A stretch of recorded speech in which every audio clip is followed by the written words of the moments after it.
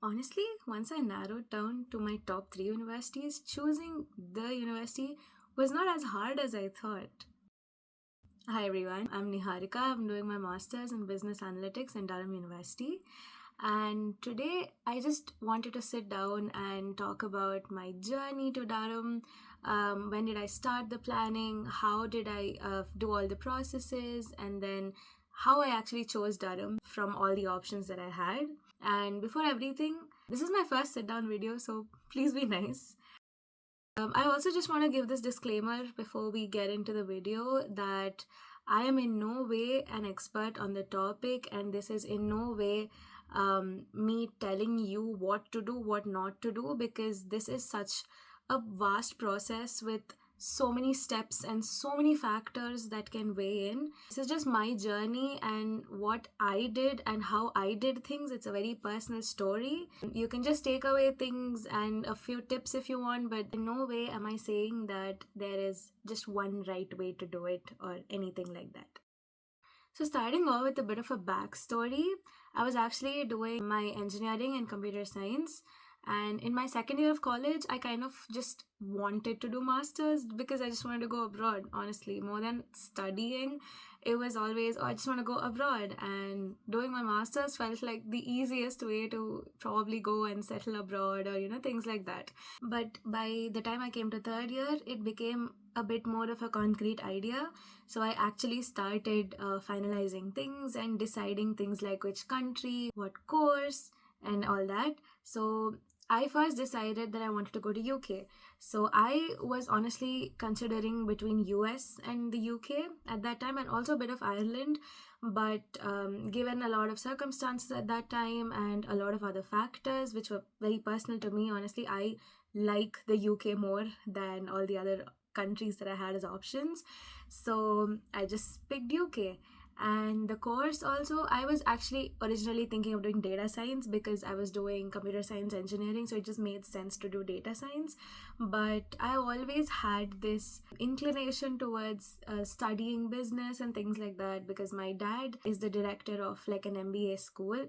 So I've always like grown up hearing him talk about the concepts that he taught in his class, and it just felt very interesting. So I always wanted to study business as well. And then I came across business analytics, which honestly felt like the perfect niche. It felt like my thing, honestly. So that's how I decided the country and the course.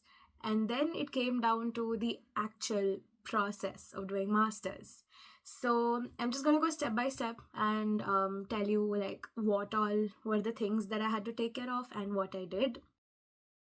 So the first thing was when to go for masters. So a lot of people usually just jump right into it after their undergrad, which is what I did. Some people also just wait to gather a bit of work experience, 2 years or something like that, and then they go for masters. But I wanted to just get done with it immediately because knowing me personally, I just knew that I wouldn't be able to get back into studying once I get into a job because then I would start liking the job and I wouldn't want to quit it or something like that. So I just straight up came to masters. So I graduated in September 2025 and I started my masters in September 2025. Now comes the application phase. So I actually had a study counselor from Fateh. So that's like an abroad education firm in India who just like help you with your application process. They just give you tips and suggestions, things like that. And in no way is this sponsored by them or something. It's just they actually helped me out with my whole process. So, starting with IELTS, so that was like the first actual thing which I did for my application process. I got an 8.5 in IELTS, which was good enough for all the universities that were in my list, which I wanted to apply. Then came making the actual university list. So, I obviously had a couple of universities in mind, but um, I was never sure whether I would get into them or how competitive things were and everything, because I feel like online, when you look at things, every university feels very competitive to get in. So I actually didn't know what my chances were, where I was standing. So I spoke to a few people and I understood that it's better to always have tiers of universities. So the bottom tier would be safe, which you knew for sure you would get in. Then there was reach, which is like there's like a solid 80% chance that I would make it. And then dream, which is basically like 30, 40, 50% chance of making it. That's how my dream was. It was never a 10% or a 20% chance. I always had like a 40, 50% chance of getting into my dream universities, because a lot of them do have application fees. So I just didn't want to apply to things which I knew for sure I wouldn't make it. So I basically came up with this list of universities, which were my final set. And after that, I started working on my SOP. So my SOP honestly took around 2.5 months to make. So July 2024 was when I took my IELTS, and ever since I got that result, I started working on the SOP. And by around September, so it actually took me like 2 months to finish my SOP with all the final touches. And the thing with SOP is that you need to have a separate SOP for every university that you're applying for. Most of the information can be the same, of course, but then the paragraphs about why you're selecting that university should obviously be different. So it did take me some time to finish all of that. And the other step was also the LORs. So I had a bunch of faculty from my college who were really nice and kind enough to give me my LORs, because I worked with them on projects and case studies and things like that. So once I had all these documents with me, I actually applied for the universities in October 2024.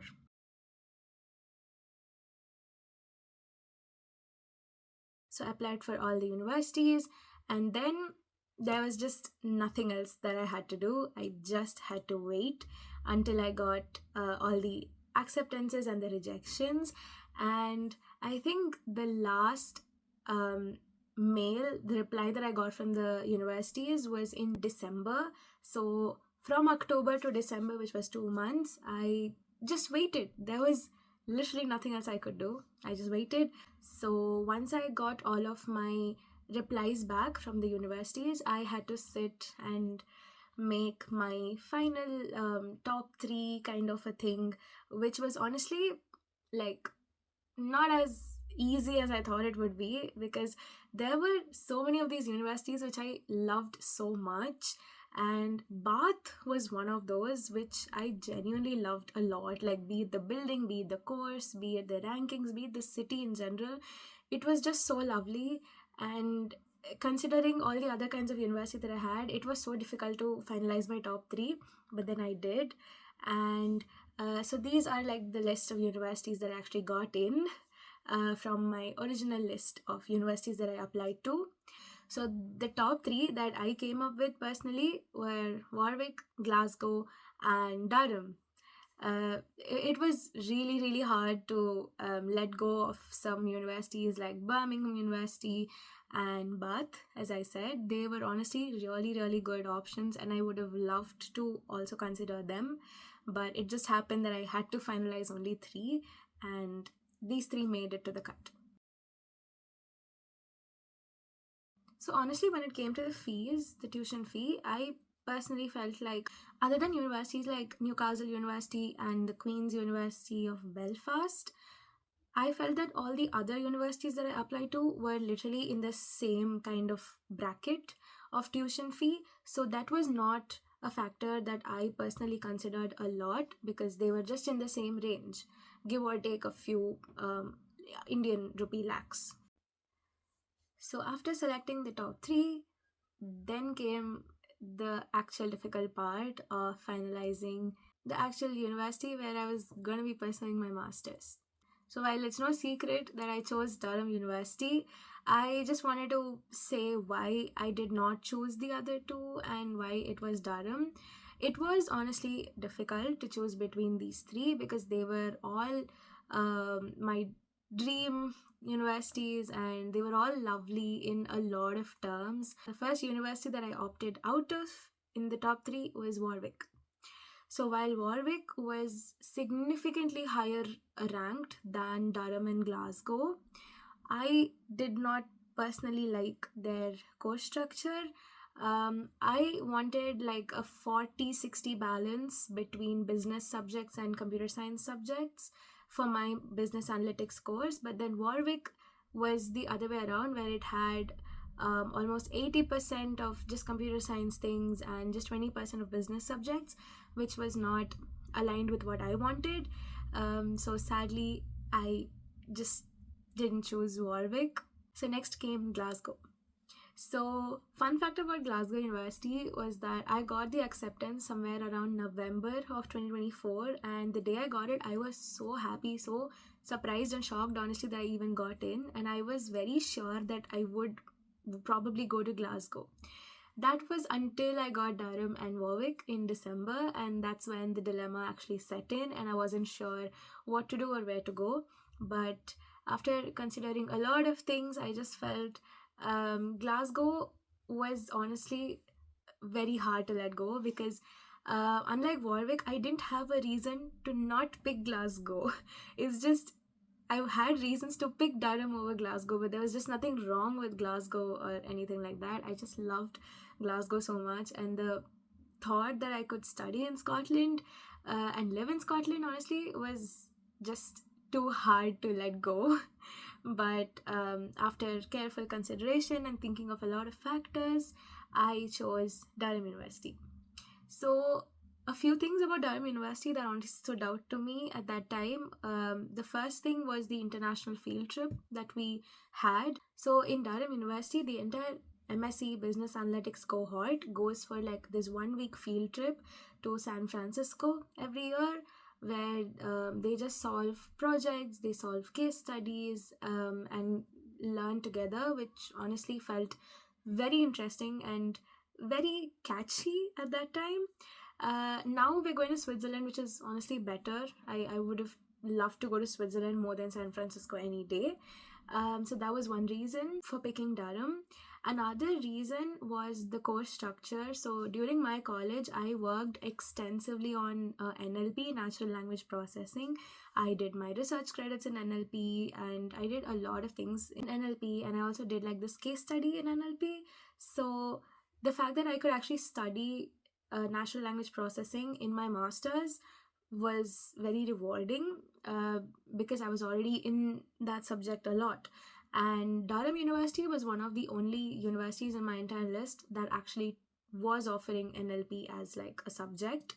So that was a very attractive aspect of Durham. Another reason is the typical reputation. So Durham actually has a very, very higher reputation than all the other universities in my list, to be honest, or at least that's what I heard and found out during my research. It could be different for your research, but it just felt like Durham is like the option that a lot of students choose after Oxford and Cambridge. So that's the kind of reputation that Durham had. And also, the year that I applied, Durham got awarded the University of the Year, which was crazy. Like, I was just so proud of that. So that was another factor that did influence me into giving a lot more weightage to Durham. And apart from all of these very practical reasons, I also had a lot of emotional attachment to Durham University, because I am a huge Potterhead.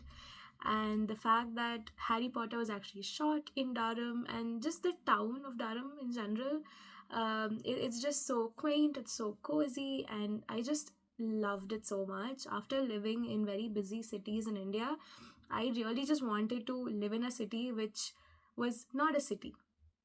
I just wanted to live in a place which was like a town, little to the countryside, a little chill. And Durham was exactly that. It was very beautiful. It is a very serene and peaceful town with a very small population.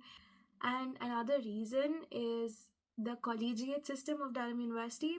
I was always in like a university that had a campus. Like, it was a very defined campus with like boundaries, and it was so interesting to actually get to experience a university that did not exactly have a set defined campus. So Durham is a collegiate system, and we've got multiple colleges, and each college has its own vibe, history, life, to be honest. And we've got like buildings, the university buildings and the college buildings spread across throughout the entire town. So it's honestly like the entire town is my university, which I love. So it's just so cool to get to experience that, which is a very different system compared to what I was used to. So, yeah, these were basically my reasons for selecting Durham. So, I just want to put it out there that rankings do matter, okay? Like, to an extent, they really, really do matter. And a lot of universities do strive and work really hard for these very rankings. But they only matter up to a point, and after that it's just how you fit in, because I feel, considering whether the university and the atmosphere and the town also to an extent, whether it's right for you, I feel that factor is more important than just rankings. So I would really urge you to consider a lot of even very minor things. Maybe when you're taking such huge decisions, you wouldn't consider emotional factors as well. You might just look at things like the finances, the rankings, the course. And again, while I do agree that they are very, very important, I still feel they're only up to a 70%. The remaining 30% is just really how you feel, because you should live in that place for an entire year. So if it's not something that you are very okay with, and you're not very comfortable with, I really think you should consider, because you will be living alone in a new country, in a new city, with a completely different set of people with different cultures, and different habits which you have never experienced. So I feel if you are someone who really likes to thrive in that comfort, honestly, then maybe choose something like London or something like Edinburgh, or maybe a university that's closer to these cities, because you will still have the comfort of your hometown things, be it the food, be it easily being able to meet people that are from your place, because places like Durham are obviously very small. So that does mean a lot of things are limited, be it access to major cities, be it access to, for me, it was Indian food, Indian condiments, and things like that. It is restricted, obviously. So I would really urge you to consider factors like that, because they really do play an important part once you come here. Because a lot of people, they just go over these kinds of factors and they think they're not that important. They think they can thrive and do well, and you might be able to, but it is always worth giving all these factors a little weight and consideration. So I would just like to end this video by saying that this entire process took almost a year, I would say, starting from June, July of 2024 to July of 2025, where I actually got my visa. It was a long process, but honestly, I loved every step of it, and it was just so fun to actually plan such a big project. So, what I would just tell you is this is a phase which probably won't come back ever, where you're in one country and trying to plan out your life to go to another country. I don't think that's a phase that would ever come back. So, if you are someone who is doing this right now, just remember to enjoy. Just take in every bit of it, because it is going to be very memorable. Even if it feels very stressful in the moment, it does get much better and it's definitely worth it. So, in my next video, I'm going to talk about what I wish I knew before I came to Durham and UK as an Indian international student. Stay tuned.